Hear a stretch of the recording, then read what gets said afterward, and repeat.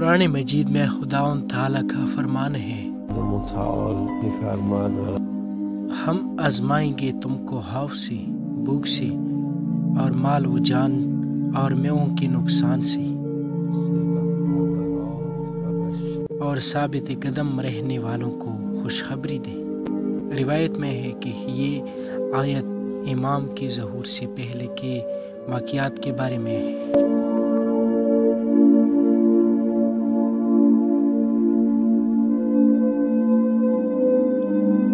اس آیت میں ذکر ہونے والے امتحانات ظہور سے پہلے آخری زمانے میں وقوع پذیر ہوں گے۔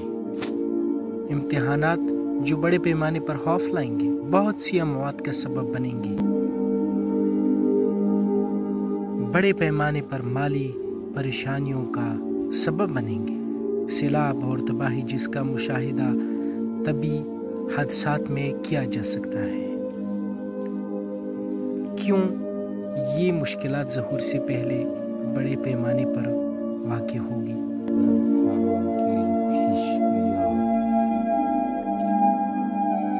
مقدمات ظہور مشکلات ہی کیوں ہیں؟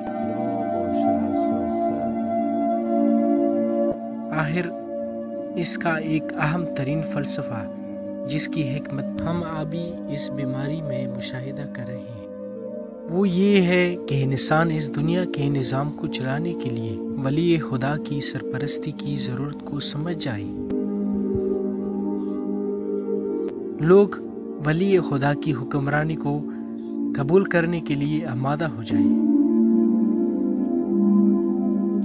خدا کے لیے ایک مظلوم کا قتل بھی بہت اہمیت رکھتا ہے، اور جب زندہ دفن کی جانے والی لڑکی سے پوچھا جائے گا کہ اسے کس جرم میں قتل کیا گیا، قرآن کی آیت میں خدا نے واضح فرمایا ہے کہ قیامت کے دن خدا کروڑوں لوگوں کو ایک صف میں کھڑا کرے گا، اور وہاں ایک اہم ترین سوال یہ ہوگا کہ اس بچی کو کس جرم میں قتل کیا گیا۔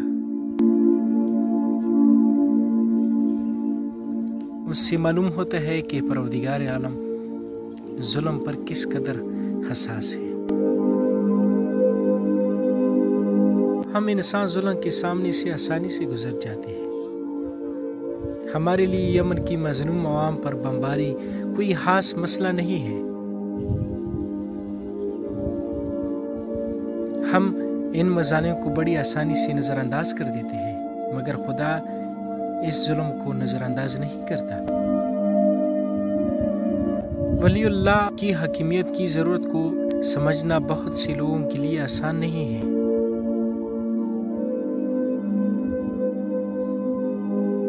وہ ان بلاؤں اور مشکلات کی وجہ سے ہی امام کی حکومت کی ضرورت کی طرف متوجہ ہوں گے۔ بے شک مومن اور معرفت رکھنے والے لوگ اگر کسی بھی جگہ کوئی ایک ظلم ہوتا ہوا دیکھ لیں تو متوجہ ہو جاتے ہیں، اسی طرح جیسا کہ ہم ابھی اس بیماری میں امام کی موجودگی کی ضرورت کو محسوس کر رہے ہیں۔ وہ مومن لوگ جب زمانے میں فقط لا علمی کو دیکھتے ہیں تو اتنا ہی احساس کی ضرورت کرتے ہیں، مگر وہ لوگ جو مومن نہیں ہیں، عام لوگ، وہ کیسے صحیح انداز میں اس ضرورت کو محسوس کریں گے؟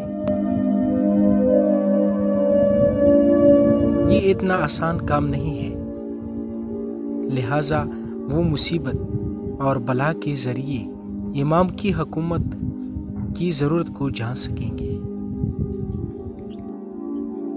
خدا کی ولی کی حکمرانی کی ضرورت سے متعلق جس معرفت کو بھی ہم نظر انداز کریں گے، اور اگر اس معرفت کو لوگوں تک پہنچانے کو نظر انداز کریں گے،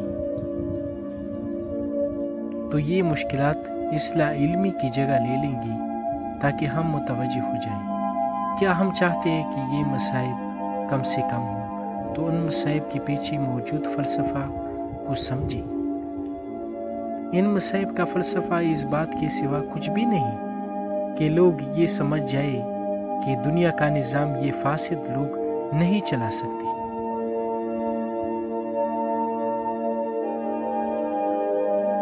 یہ ظلم دنیا سے کس طرح ختم ہو سکتا ہے۔ اس کے لیے لازمی ہے کہ ولی اللہ امام مہدی حاکم بنے، لازمی ہے کہ زمین پر ولی اللہ کی حاکمیت قائم ہو۔